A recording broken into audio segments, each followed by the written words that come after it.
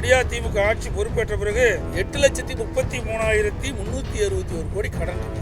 என்னுடைய நிதிநிலை வரவு செலவு திட்டத்தில் பார்க்கும்போது பல குளறுபடி இருக்கின்றன. அதையெல்லாம் முழுமையாக என்னுடைய அறிக்கையில் ஊடகத்துக்கு பத்திரிகையும் கொடுக்கப்படும். வருஷம் கடன் வாங்கித்தான் இந்த அரசு வண்டி ஓட்டிட்டு இருக்கு. அப்ப சொன்னார் நம்பர் ஒன் சொன்னார். இந்தியாவிலேயே கடன் வாங்குவதில் நம்பர் 1 தமிழ்நாடு. அதை சொல்ல மறந்துட்டார். அடுத்த ஆண்டு இதே தான் இருக்கும். இது காயத்தில் மட்டும்தான் இருக்கு, ஏட்டளவில் மட்டும்தான் இருக்கு, நடைமுறைக்கு வராது.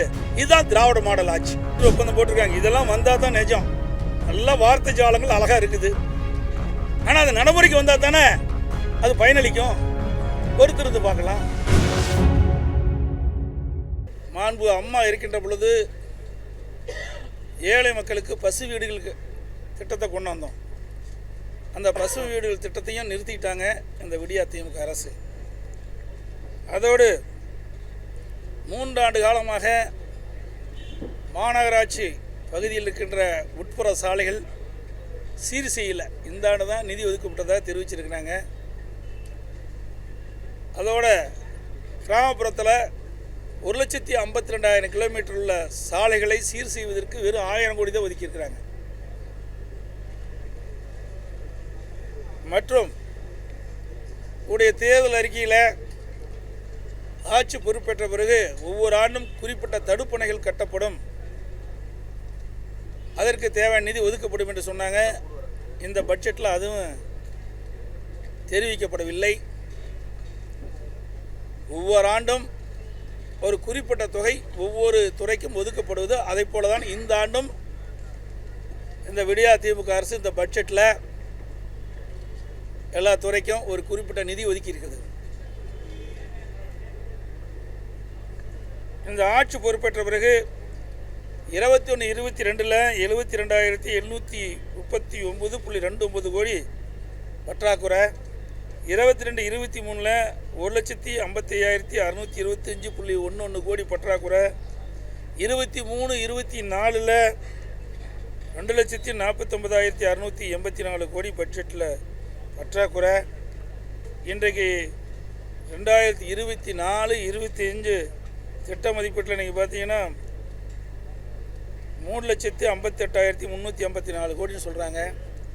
இன்றைக்கு நிதி பற்றாக்குறை 1,08,659 கோடி அப்படின்னு இந்த ஆண்டு சொல்லியிருக்கிறாங்க. இன்றைக்கு இந்த விடியா திமுக ஆட்சி பொறுப்பேற்ற பிறகு நீங்கள் 8,33,361 கோடி கடன் இருக்குது. வேறு ஆட்சி பொறுப்பு ஏற்பதற்கு முன்பாக 2021 பொதுத் தேர்தலின் போது இன்றைய முதலமைச்சர் பொதுக்கூட்டத்தில் பேசுகின்ற பொழுது தமிழ்நாட்டை கடனாளியாக்கி விட்டார்கள் என்ற குற்றச்சாட்டை தெரிவித்துக் கொண்டிருந்தார். இப்பொழுது ஆட்சி பொறுப்பேற்ற பிறகு சுமார் 8,33,361 கோடி கடன் உயர்ந்திருக்கிறது. இந்த கடன் மேலாண்மை சரி செய்வதற்காக ஒரு நிபுணர் குழு அமைக்கப்படும் என்று சொல்லி ஒரு குழு அமைச்சாங்க. இப்போ அந்த குழுவை தேடி கண்டுபிடிக்க ஒரு குழு போடணும். அப்படிப்பட்ட நிலைமை தான் தற்போது இந்த ஆட்சியில் பார்க்க முடியுது. நாங்கள் எங்களுக்கு நிதிநிலை புக்கு கொடுக்கல, நிதிநிலை புத்தகம் கொடுக்கல, கணினியில் தான் நாங்கள் பார்த்துக்கிட்டு இருந்தோம். அதனால் முழுமையாக அதில் எடுக்க முடியல. என்னுடைய நிதிநிலை வரவு செலவு திட்டத்தில் பார்க்கும்போது பல குளறுபடி இருக்கின்றன. அதையெல்லாம் முழுமையாக என்னுடைய அறிக்கையில் ஊடகத்துக்கு பத்திரிகையும் கொடுக்கப்படும். இந்த பட்ஜெட்டை ஒரே வார்த்தையில் பார்க்கணுன்னு நீங்கள் சொன்னீங்கன்னா தெளிவாக சொல்லிடுறேன்.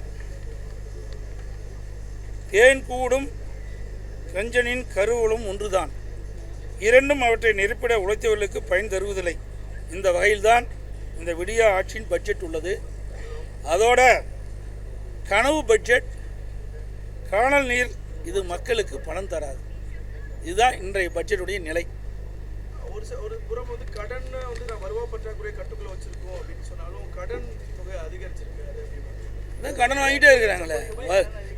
வருஷம் கடன் வாங்கித்தான் இந்த அரசு வண்டி ஓட்டிட்டு இருக்குது. ஆட்சி வருவதற்கு முன்பு என்னெல்லாம் பேசுனாங்க? அனைத்து இந்திய அண்ணா திராவிட முன்னேற்ற கழக அரசில் கடன் வாங்கி வாங்கி தமிழகத்தை கடனாளாக்கிட்டாங்கன்னு சொன்னாங்க. இன்றைய நிலை என்ன? இந்த ஆட்சி பொறுப்பேற்றிலிருந்து கடன் வாங்கி தான் இந்த ஆட்சியே நடக்குது.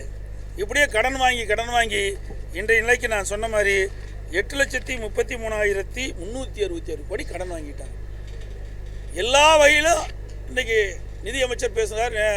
இதற்கு முன்பு மேதக ஆளுநர் உரையில் நன்றி தெரிவிக்கும் தீர்மானத்தில் பதிலுரை ஆற்றினார் முதலமைச்சர். அப்போ சொன்னார் நம்பர் ஒன் சொன்னார். இந்தியாவிலேயே கடன் வாங்குவதில் நம்பர் 1 தமிழ்நாடு. அதை சொல்ல மறந்துட்டார். தடைகள் வந்துட்டு அதிகமா இருக்கு. மத்திய அரசு சில திட்டங்களுக்கு வந்து நிதி வந்து ஜிஎஸ்டி தொகை வந்து முழுமையாக கொடுக்க மாட்டாங்க அப்படின்ற மாதிரியான குற்றச்சாட்டுகள்லாம் கூட. அதாவது அனைத்து இந்திய அண்ணா திராவிட முன்னேற்ற கழகம் ஆட்சியை விட இப்பொழுது அதிக வருமானம் வந்துட்டு இருக்குது. உங்களுக்கே தெரியும் ஜிஎஸ்டியில் எவ்வளோ வருமானம், அதில் பாதி வருதுல்ல. அப்புறம் அதிகமான வருமானம் தான் இருக்குது. அனைத்து இந்திய அண்ணா திராவிட முன்னேற்ற கழகத்தில் கலாலில் வந்த நிதியோடு அதிகமாக வந்துட்டு இருக்குது. அதோட பத்திரப்பதிவில் வந்த நிதியோட வருவாயோடு அதிகமாக வந்துட்டு இருக்குது. ரோட் டிரான்ஸ்போர்ட்டில் அதிகமாக வந்துட்டு இருக்குது. பெட்ரோல் டீசல் விற்பனையிலையும் அதிகமாக வருவாய் மாநிலத்துக்கு வந்துட்டு இருக்குது. அனைத்து இந்திய அண்ணா திராவிட முன்னேற்ற கழக அரசு இருக்கின்ற பொழுது வந்த வருவாயை விட கூடுதலான வருவாய் தான் வந்துட்டு இருக்குது, குறைவாக இல்லை. ஆனால் எந்த திட்டமும் பெரிய திட்டம் அறிவிக்கல. மாண்பு அம்மாவுடைய அரசு இருக்கின்ற பொழுது, இதே புரட்சி தலைவி அம்மா இருக்கின்ற பொழுது பல்வேறு புதிய திட்டங்களை அறிவித்தோம். நிறைய திட்டங்களை கொண்டு வந்தோம். குடிமராமத்து திட்டத்தை கொண்டு வந்தோம். விலையில்லா மிக்சி கிரைண்ட் மினிஸ்ட்ரி கொடுத்தோம். அதோட விலையில்லா சைக்கிள் கொடுத்தோம். மடிக்கணினி மாணவர்களுக்கு கொடுத்தோம். தாலிக்கு தங்கம் கொடுத்தோம். அம்மா இருசக்கர வாகனம் கொடுத்தோம். இன்றைக்கி அதிகமான மருத்துவக் கல்லூரி கொண்டாந்து அதுக்குண்டான கட்டமைப்பு ஏற்படுத்தணும். அதிக மாவட்டங்களை பிரித்து அதுக்குண்டான கட்டமைப்பு ஏற்படுத்தணும். நிறைய ஆரம்ப சுகாதாரங்களை துவக்கணும். அதுக்குண்டான கட்டடத்தை கொடுத்தோம். மேம்பட்ட ஆரம்ப சுகாதாரத்தை கொடுத்தோம். அதுக்கு கட்டடத்தை கொடுத்தோம். தாலுக்காவுக்கு புதுசாக கட்டினாங்க. பள்ளிகள் புதுசாக கட்டினாங்க. கல்லூரிகள் புதுசாக கட்டினாங்க. இப்படி நிறைய திட்டங்களை கொண்டு வந்தோம். நிறைய சாலைகளை அமைத்து கொடுத்தோம். நிறைய பாலங்களை அமைத்து கொடுத்தோம். இப்போ என்ன புதிய திட்டத்தை கொண்டு வந்திருக்கிறாங்க? இந்த பட்ஜெட்டில் ஒன்றுமே இல்லையே. பெரிய திட்டங்கள் எதுவுமே இல்லையே. வருவாய் உயர்ந்திருக்குது, ஆனால் திட்டங்கள் எதுவுமே இல்லை. புதுமை பெண் திட்டம், மகளிர் உரிமை தொகையெல்லாம் அவங்க கிளைம் பண்ணுறாங்க. திமுக அரசு வந்து அதை நிறுத்தி தானே கொண்டு வந்திருக்காங்க. புதுசாக எதுவும் கொண்டு இல்லையே. நாங்கள் ஒரு ஆட்டுக்கு எவ்வளோ வருமானம் எவ்வளோ செலவுன்னு சொன்னோம். தாலிக்கு தங்கம் திட்டத்தை கொண்டு வந்தாங்க. 1000 கோடி இருக்குது. அதை நிறுத்தி இப்போ 600 கோடி தான் செலவு பண்ணுறாங்க. அதில் 400 கோடி மீதி. அதே மாதிரி மடிக்கணினி திட்டம் கொண்டு வந்தோம். கிட்டத்தட்ட பார்த்தீங்கன்னா 7000 கோடிக்கு மேலே அதுக்கு மட்டும் நிதி ஒதுக்கீடு செஞ்சுருக்கிறோம். 52,31,000 பேர் கொடுத்துருக்குறோம். அந்த நிதியை நிறுத்தி மாணவர்களுக்கு கொடுக்குறாங்க. இப்படி நாங்கள் கொண்டு வந்த மக்கள் நலன் சார்ந்த திட்டத்தை நிறுத்தி, அதுக்கு செலவழித்த தொகையை நிறுத்தி, அந்த தொகையை இதுக்கு மாற்றி பேரை மாற்றி கொடுத்துட்ருக்குறாங்க. இதுதான் நடக்குது. ஆனால் நாங்கள் இவ்வளவு கொடுத்தோம், அதிகம் கடன் வாங்கலையே. இப்போ எங்கள் திட்டத்தை நிறுத்தி தானே அந்த திட்டத்தின் மூலமாக செலவழித்த தொகை தானே இவர்கள் அறிவித்த திட்டத்துக்கு செலவழிக்கிறாங்க. சார், இப்போ இந்த ஆண்டு வந்து 3000 புதிய பேருந்துகள் வாங்கப்படும். அதே நேரத்தில் வந்து 500 எலக்ட்ரிக் பஸ்ஸும் அந்த ஆண்டு வாங்கப்படும், பயன்பாட்டுக்கு வரும்னு பட்ஜெட்டில் சொல்லியிருக்கிறாங்க. இது இப்படி எழுதி வச்சுக்கங்க. ஆண்டுக்கு நான் ஏற்கனவே சொன்னேன், 21, 22 போக்குவரத்து துறையில் 2300 என்னமோ சொன்னாங்க புதிய பேருந்துகள் வாங்கப்படும், டீசல் பேருந்துகள். 500 KFW ஜெர்மன் நாட்டு பன்னாட்டுடைய அதில் மின்சார பேருந்து வாங்கப்படணும். அடுத்த வருஷமும் அதே இப்போ தான் சொன்னாங்க. அதுக்கு அடுத்த வருஷம் அதே தான் சொன்னாங்க. இப்போவும் 3000 பேருந்துகள் வாங்கப்படும், 500 மின்சார பேருந்து வாங்கப்படும் சொன்னாங்க. அடுத்த ஆண்டு இதே தான் இருக்கும். இது காயத்தில் மட்டும்தான் இருக்குது, ஏட்டளவில் மட்டும்தான் இருக்கும், நடைமுறைக்கு வராது. இதுதான் திராவிட மாடல் ஆட்சி. மத்திய அரசிட்ட நம்ம ₹1 கொடுத்தோம் அப்படின்னா திருப்பி 26 பைசா தான் வருது அப்படின்றது தமிழ்நாடு அரசுடைய கிளைமாக இருக்குது. அதிமுக ஆட்சி காலத்தில் நம்ம எவ்வளோ கொடுத்துருந்தோம், மத்திய அரசு வந்து எவ்வளோ கொடுத்தாங்க? இதே நிலை தான் அன்றைக்கும் இதே நிலை தான். ஏன்னா நாங்கள் ஆட்சி இதை மட்டும் அள்ளி கொடுத்துட்டாங்களா? இவர்களுக்கு எந்த நிலைமையோ அதே நிலைமை தான் அதிமுக அரசு இருக்கின்ற பொழுதும். மத்தியில் யார் ஆட்சிக்கு வந்தாலும் இந்த நிலைமை தான். ஆனால் இருக்கின்ற நிதியை வைத்து சிறப்பான ஆட்சி நான் கொடுத்தோம்.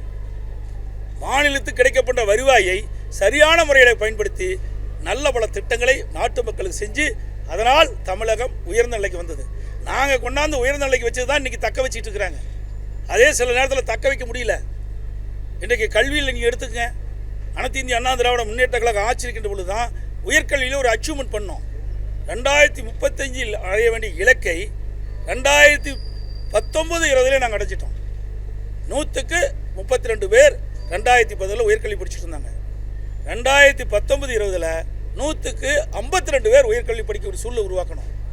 அப்போ கல்வி வளர்ச்சி பெறுவதற்கு அதிமுக அரசு எடுத்த நடவடிக்கை. கல்வி கற்புடைய எண்ணிக்கை அது மாதிரி தான். நிறைய ஆரம்பப்பள்ளி, நடுநிலைப்பள்ளி, உயர்நிலைப்பள்ளி, மேல்நிலைப்பள்ளி, கல்லூரிகள் அதிகமாக திறந்த விளைவாக கற்பவருடைய எண்ணிக்கை உயர்ந்தது. இன்னைக்கு நாங்கள் செஞ்சது தான் திருப்பி சொல்லிட்டு இருக்காங்க. புதுசாக எதுவும் செய்யல, அதுக்கான திட்டமும் அவங்க கொண்டு வரல. தொழில்துறையை பொறுத்த வரைக்கும் முதலீடுகளை ஈர்த்த மாநிலங்கள்ல 14வது இடத்துலேருந்து 3வது இடத்துக்கு தமிழ்நாடு வந்து அந்த தொழில் முதல்லாம் வர வேணும்ல. எல்லாம் சொல்கிறாங்க 8,60,000 கோடி 6,60,000 கோடி சொல்லியிருக்கிறாங்க. 6,60,000 கோடி நம்ம சொல்லியிருக்கிறாங்க. புரிந்துணர்வு ஒப்பந்தம் போட்டிருக்காங்க. இதெல்லாம் வந்தால் தான் நிஜம். நல்லா வார்த்தை ஜாலங்கள் அழகாக இருக்குது. ஆனால் அது நடைமுறைக்கு வந்தால் தானே அது பயனளிக்கும். பொறுத்திருந்து பார்க்கலாம். எத்தனை தொழிற்சாலை வருது, எவ்வளோ பேருக்கு வேலை கிடைக்கணும். ஆனால் அனைத்து இந்திய அண்ணா திராவிட முன்னேற்ற கழக ஆட்சி இருக்கின்ற பொழுது நிறைய திட்டங்களை கொண்டாந்தோம். நிறைய தொழில் முதலீட்டு மாநாட்டை கொண்டு வந்து அந்த திட்டத்தை கொண்டாந்து மாண்பு அம்மா அவர் 2015 தொழில் முதலீட்டார் மாநாட்டை நடத்தணும். 2019 மாண்பு அம்மாவுடைய அரசு அம்மா வழியிலே நின்று தொழில் முதலீட்டார் மாநாட்டை ஈர்த்து இன்றைக்கு 304 தொழில் கொண்டு வந்து புதிய தொழில் உருவாக்கணும். இன்றைக்கெல்லாம் நடைமுறைக்கு வந்திருக்குது. இந்த ஆட்சி பொறுப்பேற்ற பிறகு எந்தெந்த தொழில் வந்துள்ளது, எத்தனை பேருக்கு வேலைவாய்ப்பு கிடைக்கிறது, எத்தனை தொழில் முடிஞ்சிருக்கின்ற வெள்ளை அறிக்கை வேணும்னா இது வரைக்கும் கொடுக்கவே இல்லையே. சும்மா சொல்லிட்டு தான் இருக்காங்களே ஒழிய. 2 ஆண்டுக்கு முன்னாடி போட்டாங்களே தொழில் முதலீட்டார் மாநாடு. 2 ஆண்டுக்கு முன்பு விடியா திமுக அரசு ஆட்சி பொறுப்பேற்ற பிறகு தொழில் முதலீட்டார் மாநாட்டை நடத்தினாங்க. அந்த தொழில் முதலீட்டு மாநாட்டில் புரிந்துணர்வு ஒப்பந்தம் போட்டிருக்காங்க. எத்தனை புரிந்துணர்வு ஒப்பந்தம் நடைமுறைக்கு வந்தது, எத்தனை தொழிற்சாலைகள் நடந்துகிட்டு இருக்குது, நடந்து முடிஞ்சிருக்குது, முடிஞ்ச தொழிற்சாலையில் எத்தனை பேருக்கு வேலை கிடைச்சிருக்கு, அதுக்கு வெள்ளை அறிக்கை கொடுக்கணும். இது வரைக்கும் கொடுக்கல. ஆனால் ஆன்கோயிங் திட்டத்துக்கு இப்போ உதாரணத்துக்கு கலைஞர் மகளிர் உரிமை திட்டத்துக்குலாம் 13,000 கோடி ஒதுக்கி இருக்காங்க. இந்த புதுமை பெண் திட்டங்கிறதையும் எக்ஸ்பேண்ட் பண்ணியிருக்காங்க. அதுதாங்க இதெல்லாம் நடைமுறைப்படுத்தினா தான் தெரியும்.